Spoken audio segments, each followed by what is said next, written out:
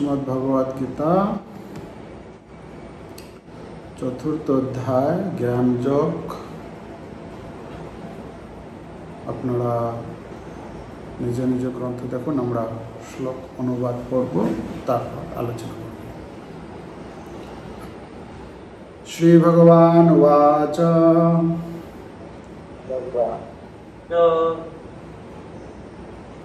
ইমং বিবর্ষতে যোগং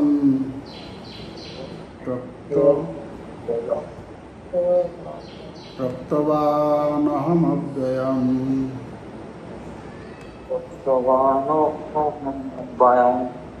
বিবর্ষান্মনবে প্রাহো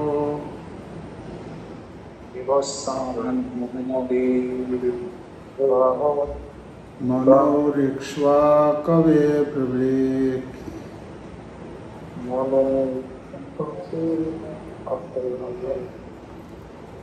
দ্বিতীয় নম্বর। আমি পূর্বে সূর্যদেব বিবর্ষণকে এই অব্যয় জ্ঞান যোগ বলেছিলাম। বিবর্ষণ তা মানব জাতির জনক মনুকে বলেছিলেন এবং মনু তা ইক্ষ্বাকুকে বলেছিলেন। 2 নম্বর শ্লোকের দেখুন, এবং পরম্পরা প্রাপ্তম ইমং রাজর্ষয়ো বিদুঃ সকালে নেহ মহতা যোগ নষ্ট পরন্তপ। অনুবাদ: হে পরন্তপ, এভাবেই পরম্পরাক্রমে প্রাপ্ত এই পরম বিজ্ঞান রাজর্ষিরা লাভ করেছিলেন, কিন্তু কালের প্রভাবে পরম্পরা ছিন্ন হয়েছিল এবং তাই সেই যোগ নষ্টপ্রায় হয়েছে। 3 নম্বর শ্লোক, স এবায়ং ময়া তেদ্য যোগ প্রক্ত পুরাতনঃ ভক্তোসি মে সখা চেতি রহস্যম হেতুদুত্তমম। অনুবাদ: সেই সনাতন যোগ আজ আমি তোমাকে বললাম, কারণ তুমি আমার ভক্ত ও সখা, এবং তাই তুমি এই বিজ্ঞানের অতি গূঢ় রহস্য হৃদয়ঙ্গম করতে পারবে। 4th শ্লোক, অর্জুন উবাচ অপরম ভবতো জন্ম পরম জন্ম বিবস্বতঃ কথমেতৎ বিজানীয়াং ত্বমাদৌ প্রক্তবানিতি। অনুবাদ: সূর্যদেব বিবর্ষণের জন্ম হয়েছিল তোমার অনেক পূর্বে। তুমি যে আদিকালে তাকে এই জ্ঞান উপদেশ করেছিলে তা আমি কেমন করে বুঝব? ভগবানের উত্তর, শ্রী ভগবান উবাচ বহুনি মে ব্যতীতানি জন্মানি তব চার্জুন তান্যহং বেদ সর্বাণি ন ত্বং বেত্থ পরন্তপ। অনুবাদ: পরমেশ্বর ভগবান বললেন, হে পরন্তপ অর্জুন, আমার ও তোমার বহু জন্ম অতিবাহিত হয়েছে। আমি সেই সমস্ত জন্মের কথা স্মরণ করতে পারি, কিন্তু তুমি পারো না। 6 নম্বর শ্লোক, আজোপি সন্নবায় আত্মা ভূতানামীশ্বরোপি সন প্রকৃতিম স্বামধিষ্ঠায় সম্ভবাম্যাত্মমায়য়া। অনুবাদ: যদিও আমি জন্মরহিত, আমার চিন্ময় দেহ অব্যয়, এবং যদিও আমি সর্বভূতের ঈশ্বর, তবুও আমার অন্তরঙ্গা শক্তিকে আশ্রয় করে আমি আমার আদি চিন্ময় রূপে যুগে যুগে অবতীর্ণ হই। শ্লোক 7, যদা যদা হি ধর্মস্য গ্লানির্ভবতি ভারত অভ্যুত্থানামধর্মস্য তদাত্মানং সৃজাম্যহম। অনুবাদ: হে ভারত, যখনই ধর্মের গ্লানি হয় এবং অধর্মের অভ্যুত্থান হয়, তখন আমি নিজেকে প্রকাশ করে অবতীর্ণ হই। শ্লোক ৮। পরিত্রাণায় সাধূনাং বিনাশায় চ দুষ্কৃতাম ধর্ম সংস্থাপনার্থায় সম্ভবামি যুগে যুগে। অনুবাদ: সাধুদের পরিত্রাণ এবং দুষ্কৃতকারীদের বিনাশ করার জন্য এবং ধর্ম সংস্থাপনের জন্য আমি যুগে যুগে অবতীর্ণ হই। শ্লোক ৯। জন্ম কর্ম চ মে দিব্যম এবং ইয়ো বেত্তি তত্ত্বতঃ ত্যক্ত্বা দেহং পুনর্জন্ম নৈতি মামেতি সোऽর্জুন।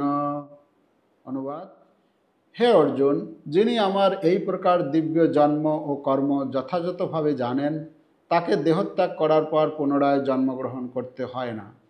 তিনি আমার নিত্যধাম প্রাপ্ত হন। শ্লোক ১০।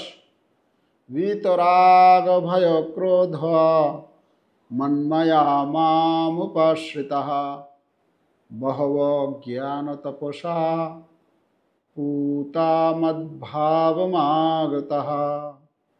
অনুবাদ: আসক্তি, ভয় ও ক্রোধ থেকে মুক্ত হয়ে সম্পূর্ণরূপে আমাতে মগ্ন হয়ে এবং একান্তভাবে আমার আশ্রয় গ্রহণ করে পূর্বে বহু বহু ব্যক্তি আমার জ্ঞান লাভ করে পবিত্র হয়েছেন এবং এভাবেই তারা আমার অপ্রাকৃত প্রেম লাভ করেছেন।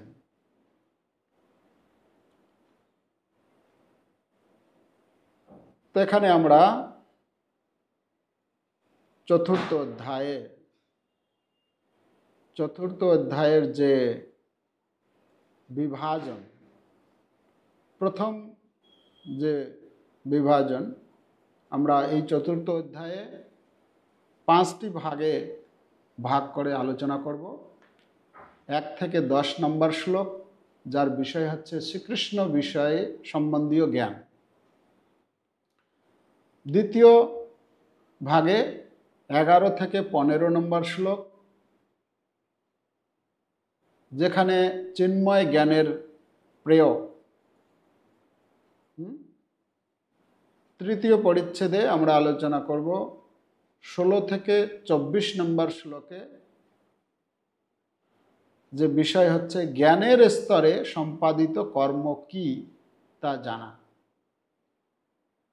আর চতুর্থ পরিচ্ছেদ 35 থেকে 33 নম্বর শ্লোক পর্যন্ত, যেখানে বর্ণনা করা হচ্ছে যে বিভিন্ন যজ্ঞের কথা। বিভিন্ন যে যজ্ঞ সমূহ রয়েছে, সেই যজ্ঞের উদ্দেশ্য কি এবং পরিণামে এই যজ্ঞের ফলাফল কি। ঠিক আছে। তো আর অন্তিম যে ভাগ, সেখানে 34 থেকে 42 নম্বর শ্লোকে এই অধ্যায়ের উপসংহার দিয়েছেন ভগবান। এই যে জ্ঞান যোগ, এই অধ্যায়ের নাম, সেই জ্ঞানের মহিমা সম্বন্ধে ভগবান আলোচনা করেছেন। এই জ্ঞান কিভাবে লাভ করা উচিত, লাভ করলে কি হবে, এবং যদি কেউ একজন এই জ্ঞানের স্তরে অধিষ্ঠিত হয়ে, মানে কিভাবে একজন জ্ঞানের স্তরে অধিষ্ঠিত হয়ে কর্ম সম্পাদন করা উচিত। তো এই প্রথম যে বিভাজন আজকে যে প্রথম ভাগ, সেটা হচ্ছে 1 থেকে 10 নম্বর শ্লোকে কৃষ্ণ সম্বন্ধীয় জ্ঞান। কৃষ্ণ সম্বন্ধীয় জ্ঞান, যেখানে যে কৃষ্ণ সম্বন্ধীয় তত্ত্বজ্ঞান লাভ করতে হবে, প্রথম কিভাবে লাভ করতে হবে না, গুরু পরম্পরায় অধিষ্ঠিত সদ্গুরুর কাছ থেকে। যদি আমরা এই জ্ঞান লাভ করতে চাই, তাহলে আমরা কিভাবে লাভ করতে পারবো?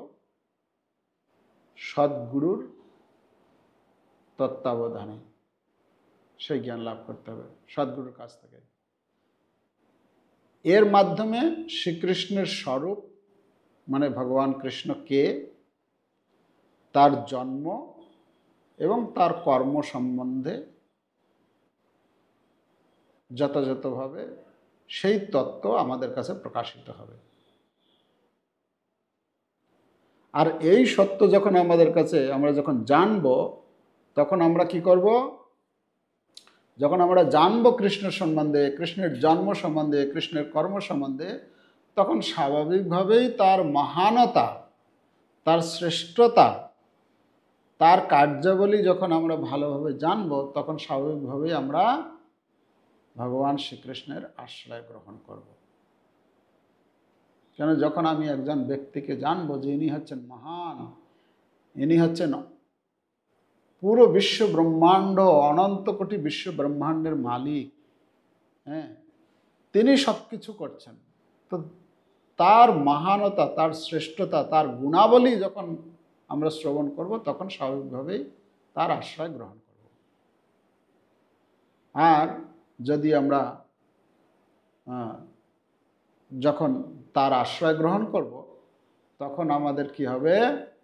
আমরা ধীরে ধীরে ধীরে ধীরে তার সেবায় যখন নিযুক্ত হব, নিজেকে আমরা পরিশুদ্ধ করে অন্তিমে ভগবত ধাম, ভগবানকেই লাভ করব বা ভগবানের ধামে পৌঁছে যাব। তো আজকের বিষয় হচ্ছে এটি, যে কিভাবে এই কৃষ্ণ সম্বন্ধীয় জ্ঞান, যে শ্রীকৃষ্ণই হচ্ছেন পরম সত্য, পরমেশ্বর ভগবান, এ জগতে জীবের শাশ্বত ধর্ম প্রতিষ্ঠার জন্য তিনি আবির্ভূত হন। যে ব্যক্তি সত্যিকার অর্থে এ কথা জানেন, তিনি মুক্তি লাভ করেন। এই কথা মানে আজকের যে 1 থেকে 10 নম্বর শ্লোকের, এটা হচ্ছে মুখ্য ব্যবহারিক প্রয়োগ। তো আমরা 1 নম্বর শ্লোক থেকে শ্লোকের উপর বিচার করে আলোচনা করব। 1 নম্বর শ্লোক থেকে 3 নম্বর শ্লোকে ভগবান বলছেন যে এই এই যে জ্ঞান, আমরা যে জ্ঞান লাভ করছি, অধ্যয়ন করছি, এটা কি? ভগবদ গীতা। তো ভগবান বলছেন এখানে যে অর্জুন, এই জ্ঞানের ইতিহাস সম্বন্ধে বলছেন। এই ইতিহাস কি? শিল প্রভুপাদ তার তাৎপর্যে অনেক আলোচনা করেছেন। ভগবদ গীতার ইতিহাস এই 1 নম্বর শ্লোক থেকে 3 নম্বর শ্লোকে আমরা জানতে পারি। কিরকম ভগবান এখানে কি বলছেন? ভগবান শ্রীকৃষ্ণ ব্যাখ্যা করেছেন যে 2য় ও 3য় অধ্যায়ে বর্ণিত কর্মের বিজ্ঞান অতি প্রাচীন ও প্রামাণিক, এবং এই জ্ঞান তিনি সর্বপ্রথম কাকে দিয়েছেন? বিবর্ষণকে দিয়েছেন।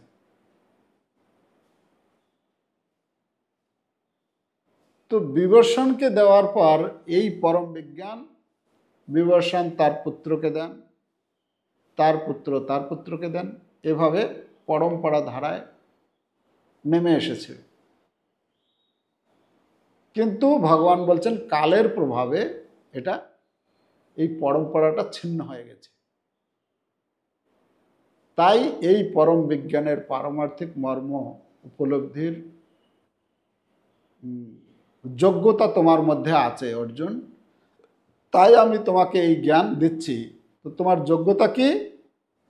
তোমার যোগ্যতা হচ্ছে তুমি হচ্ছে ভক্ত, প্রথম যোগ্যতা।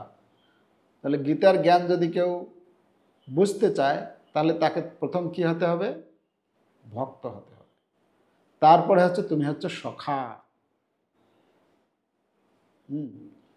ভগবানের যে 5 প্রকার রসের যে ভক্ত হয়, শান্ত, দাস্য, সখ্য, বাৎসল্য, মাধুর্য, অর্জুনকে বলছেন মানে যে কোনো এই 5টি রসের মধ্যে মানে সম্বন্ধ থাকতে হবে ভগবানের সঙ্গে। এই 5টি রসের যে কোনো একটি রসের ভগবানের সেবা ভক্ত করে। তো অর্জুনকে এখানে বলছেন তুমি হচ্ছে সখা, 3 নম্বর শ্লোকে বলছেন সেটা। আর অন্যান্য যোগ্যতার কথাও ভগবান এখানে বর্ণনা করেছেন। শুধু এখানে না, কয়েক জায়গায় বর্ণনা করেছেন। যেরকম এখানে 4th অধ্যায়ের 34 নম্বর শ্লোকে বলছেন এই জ্ঞান গ্রহণের পদ্ধতি, কিভাবে এই জ্ঞান লাভ করতে হয়। তারপরে 39 নম্বর শ্লোকে বলেছেন সেই ব্যক্তির কি বৈশিষ্ট্য হবে যে এই জ্ঞান লাভ করতে পারবে। 9ম অধ্যায়ের 1ম শ্লোকেও আলোচনা করেছেন ইদম তুতে গুহ্যতমম প্রবক্ষ্যামি অনসূয়বে। হ্যাঁ, যে অনসূয়বে মানে দেশরহিত, অন্যের প্রতি হিংসা করে না, দেশরহিত, সে এই জ্ঞান লাভ করার যোগ্য। এবং 18 অধ্যায়ের 67-68 নম্বর শ্লোকেও সেই কথা বর্ণনা করা হয়েছে। তো 1 নম্বর শ্লোকে বলছেন কি, 1 নম্বর শ্লোকে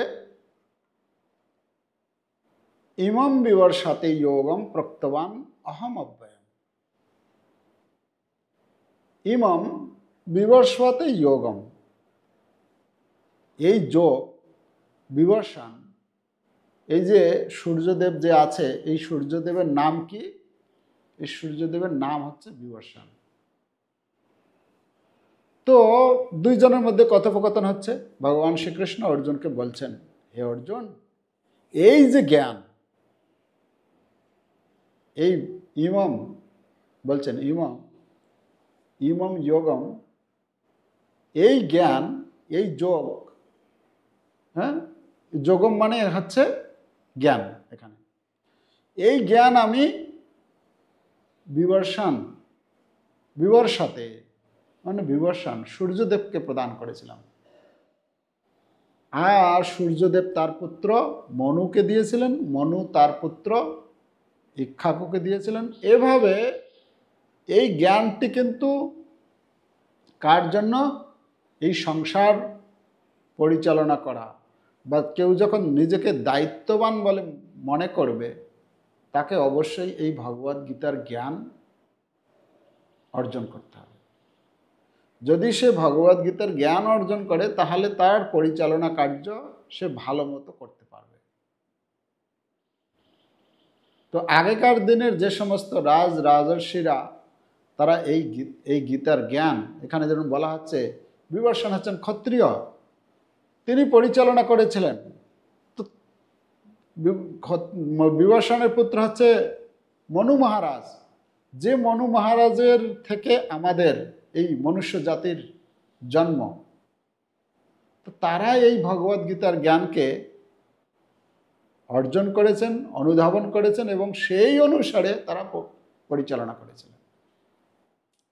তো মনু তার পুত্র ইক্ষ্বাকুকে দিয়েছেন। ইক্ষ্বাকু মহারাজ হচ্ছেন প্রসিদ্ধ, যে বংশে ভগবান রামচন্দ্র এসেছিলেন, ইক্ষ্বাকু বংশে। তো এখানে ভগবান বলছেন আমি এই জ্ঞান পূর্বে দিয়েছিলাম। তো এভাবে পরম্পরা ধারায় এটা চলে আসছিল, এবং পরম্পরা প্রাপ্তম, এইভাবে এই জ্ঞান নেমে এসেছিল। এবং পরম্পরা প্রাপ্তম ইমম রাজর্ষয় বিদু সকালে নেহ মহতা যোগ নষ্ট। যোগ মানে সেই জ্ঞান, এই পরম্পরা ছিন্ন হয়ে যায় কালক্রমে, অনেক দিন ধরে আস্তে আস্তে আস্তে আস্তে ছিন্ন হয়ে গেছে। তো হে অর্জুন, 3 নম্বর শ্লোকে দিয়ে বলছেন, হে অর্জুন, এই জ্ঞান যেহেতু পরম্পরা ছিন্ন হয়ে গেছে এই জ্ঞানের, তাই আমি পুনরায় তোমাকে এই জ্ঞান আমি দিচ্ছি। তোমার যোগ্যতা কি? তোমার যোগ্যতা হচ্ছে তুমি হচ্ছে ভক্ত। তো যদি কেউ ভক্ত মানে কি? ভক্ত মানে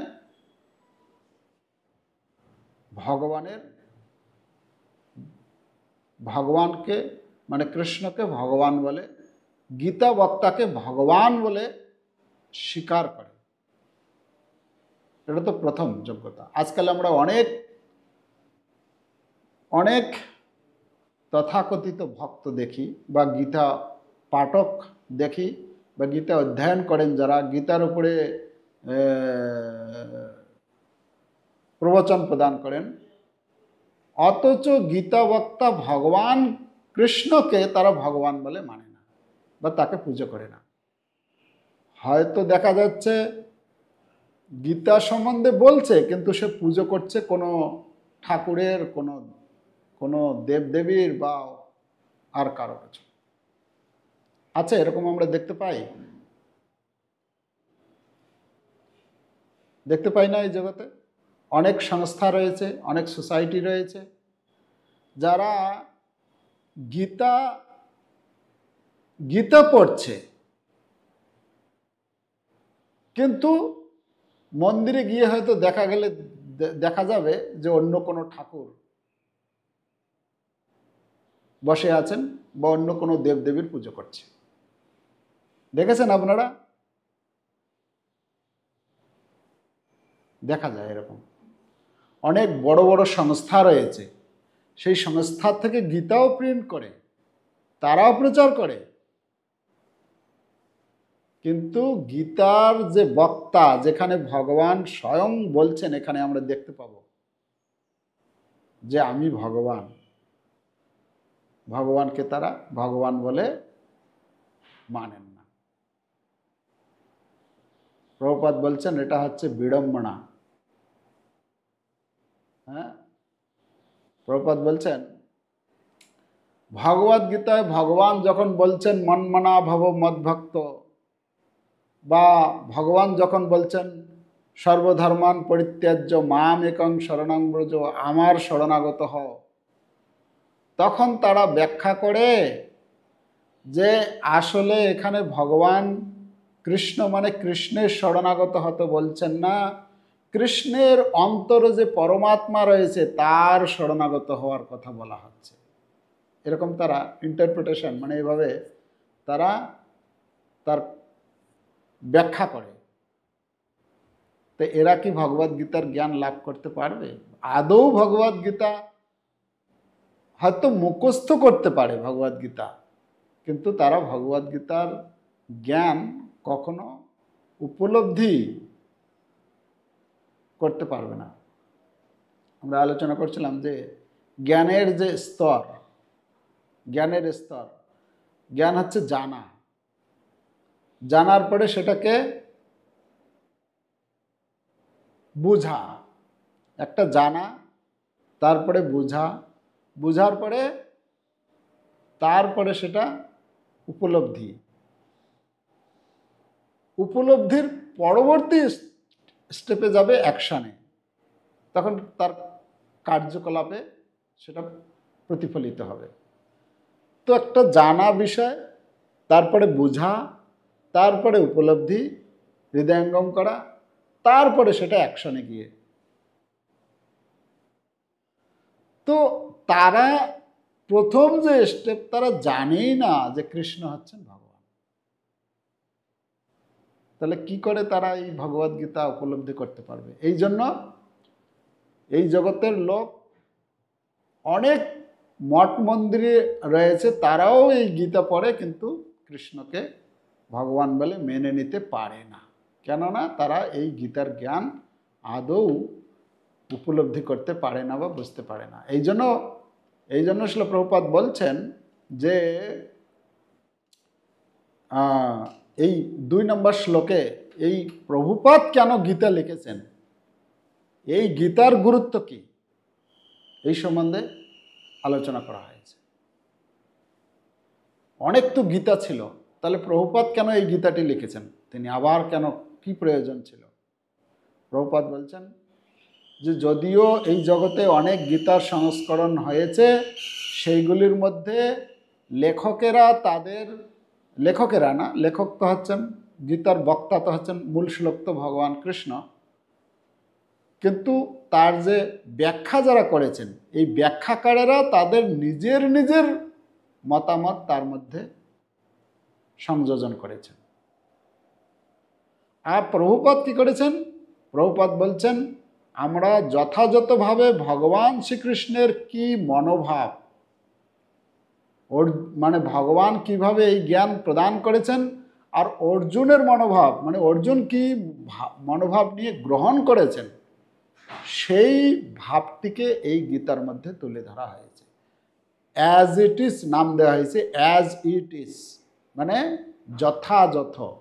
যথাযথ নামকরণ কেন করা হয়েছে না, এটি ভগবান শ্রীকৃষ্ণ যে উদ্দেশ্যে বলেছেন, অর্জুন যে মনোভাব নিয়ে গ্রহণ করেছেন। মনোভাব কি হবে? মনোভাব হচ্ছে সারেন্ডার, মানে শরণাগতি মনোভাব। যা বলছেন করিষ্যে বচনম তব, এটা হচ্ছে মনোভাব ভক্তের। ভগবান যা বলছেন সেটা আমি করতে প্রস্তুত। হ্যাঁ, সেখানে কোনো আমার নিজের জল্পনা কল্পনা, মানসিক জল্পনা কল্পনা সেখানে কোনো স্থান নেই। ঠিক আছে।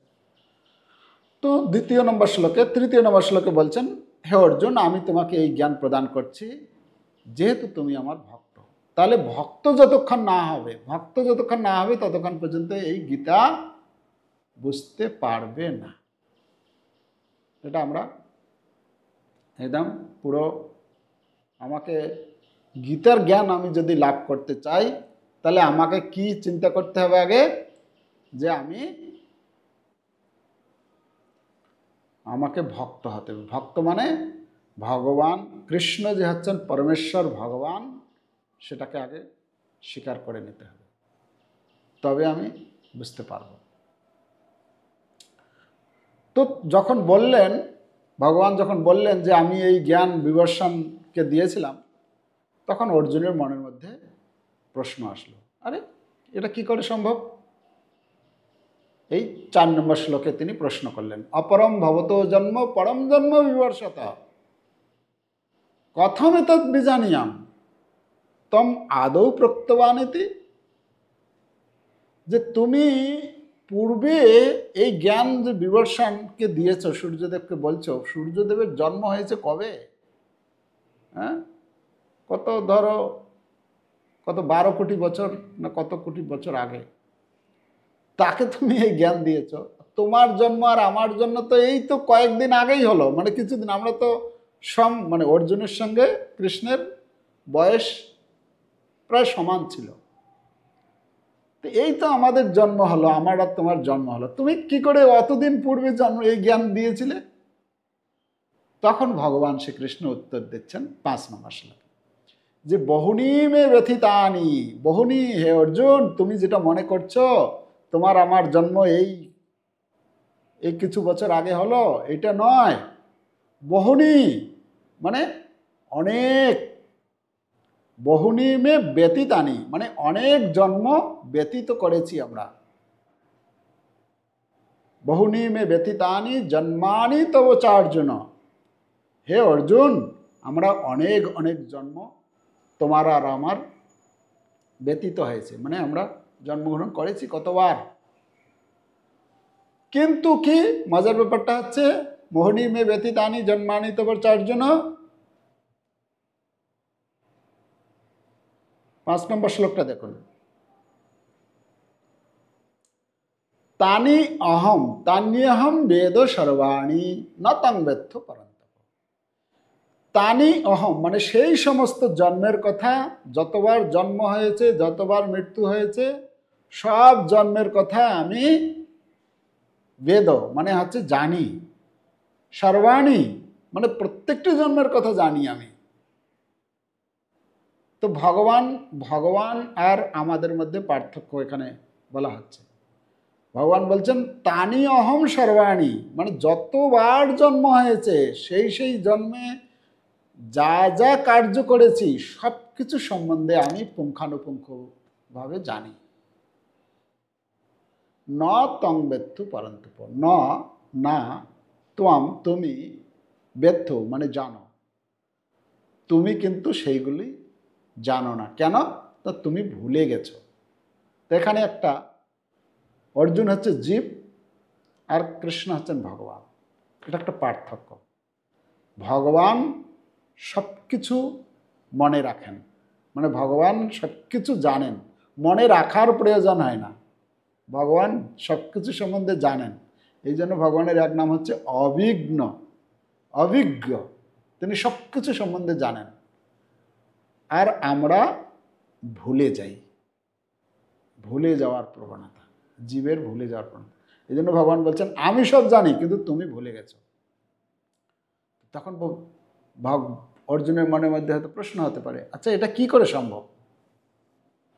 6 নম্বর শ্লোকে বলছেন অজপি সন্নবয়াত্মা ভূতানাম ঈশ্বর অপিশান। হে অর্জুন, যদিও আমাকে লোকে অজন্মা বলে জানে, অজ, অজ মানে যার জন্ম হয় না, অজপি সন অব্যয়াত্মা ভূতানাম, ভূতানাম মানে হচ্ছে সমস্ত প্রাণী, মানে প্রাণী, ভূত মানে হচ্ছে প্রাণী, আর ভূতানাম মানে হচ্ছে সমস্ত প্রাণী। ভূতানাম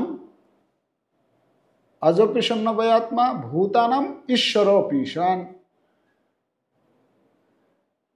ঈশ্বর ভগবান হচ্ছেন কি? সর্বভূতের ঈশ্বর। ঈশ্বর মানে কি?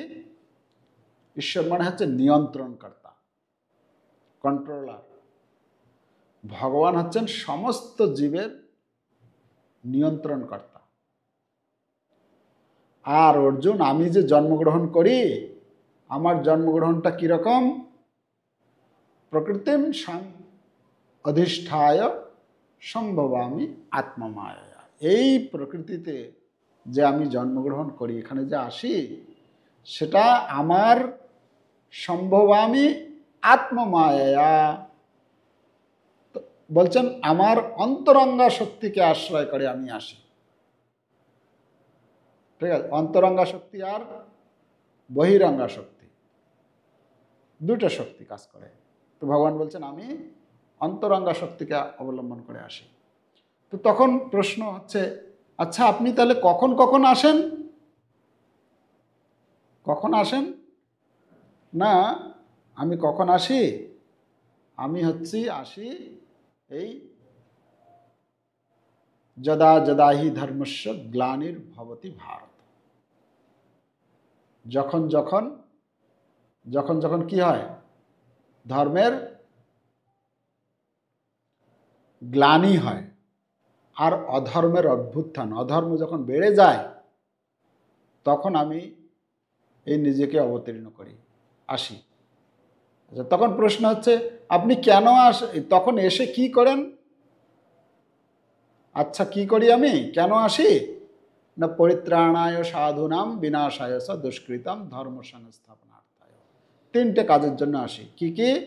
সাধুদের পরিত্রাণ করার জন্য, দুষ্কৃতকারীদের বিনাশ করার জন্য, আর ধর্ম স্থাপন করার জন্য। যেটা প্রভুপাদ চৈতন্য চরিতামৃত থেকে শ্লোক কোট করে দিয়েছেন যে সৃষ্টি হেতু যেই মূর্তি প্রপঞ্চে অবতারে, সেই ঈশ্বর মূর্তি অবতার নাম ধরে। মায়াতীত পরব্রহ্মে সবার অবস্থান, বিশ্বে অবতারী ধরে অবতার নাম।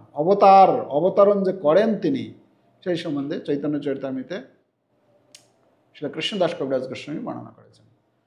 তো এখন কথা হচ্ছে, আচ্ছা আপনি অবতরণ করেন, কেন অবতরণ করেন? আচ্ছা তাতে আমাদের কি লাভ? এখন কথা হচ্ছে ভগবান আসেন, কখন আসেন সেটা বলে দিলেন, আচ্ছা কেন আসেন সেটা বললেন, তো তার সঙ্গে আমাদের কি লেনা দেনা আছে? তো ভগবান 9 নম্বর শ্লোকে বলছেন, এই যে আমি যে আসি আর আমি যে যাই, আমি যা কিছু কার্যকলাপ করি, জন্ম কর্ম চ মে দিব্যম, এগুলি হচ্ছে কি? দিব্য। দিব্য মানে হচ্ছে অপ্রাকৃত, চিন্ময়। তো এই সমস্ত জন্মকর্ম হচ্ছে আমার দিব্য। আর এই জন্মকর্ম, ভগবানের এই কার্যকলাপ, এই লীলা বিলাস যদি কেউ তত্ত্বগতভাবে জানে, বলছেন যো ব্যক্তি তত্ত্বতঃ, যে তত্ত্বগতভাবে জানে। তত্ত্বগতভাবে জানা মানে কি?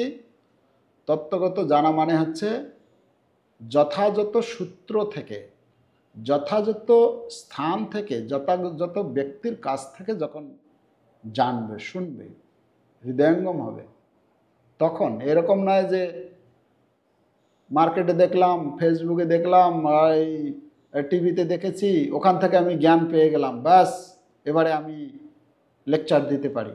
না, লেকচার দেওয়াটা ওই রকম না। ভগবান এখানে বলছেন জানবে, কিন্তু কীরকম জানার কথা বলা হচ্ছে? তত্ত্বতঃ জানতে হবে। তত্ত্বত কথাটা প্রয়োগ করেছেন। তত্ত্বত জানা মানে হচ্ছে যথাযথ সূত্র থেকে, যথাযথ সোর্সটা আমাদের সেই রকম লাগবে, সেই জ্ঞানটা সঠিকভাবে জানতে পারবো। না হলে আপনি হয়তো ফেসবুকে কেউ একটা কিছু দিয়ে দিয়েছে তার মতো করে, ওইটা শুনে নিলেন, এবারে আমি জেনে গেছি, ব্যাস।